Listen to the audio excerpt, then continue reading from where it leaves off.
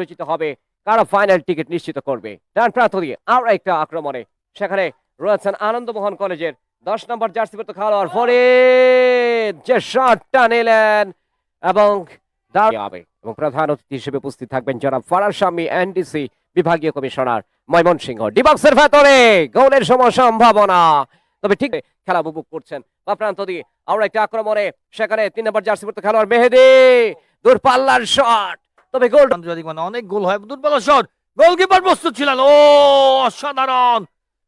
আরো একটা আক্রমণে এই মুহূর্তে ঠিকভাবে দিতে পারলেন না বক্সিগঞ্জ সরকারি কিয়ামতুল্লাহ কলেজ। দেখা যাক আক্রমণ চমৎকার ভাবে সেখানে যে শটটা নিলেন লক্ষ্যভ্রষ্ট, সেই 4 নম্বর জার্সি পরিহিত বক্সিগঞ্জের মিস্টার সাব্বির হোসেন প্রথম কিন্তু আকাশের ঠিক রাহাত তিনি যাচ্ছেন। দেখা যাক গুটি গুটি পায়ে এগিয়ে যাচ্ছেন রাহাত কি পারবে তাকে তার দলকে এগিয়ে দিতে। রাহাত শট করেছে এবং গোলকিপার লিখন মাইন মিয়া শট করেছেন এবং একদম মাঠে ফরিদ প্রস্তুত হচ্ছেন।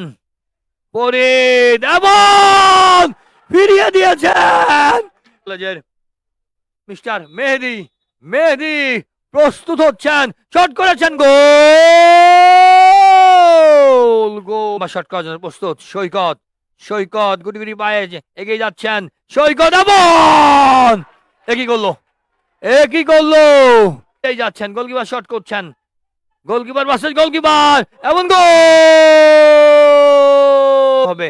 এই গোলটি খুবই ইম্পর্টেন্ট। লিখন অনেকগুলো বল সেভ করেছেন, এবার সেভ এবং সেই আর মিলনের কথা সত্য হলো এবং বিজয়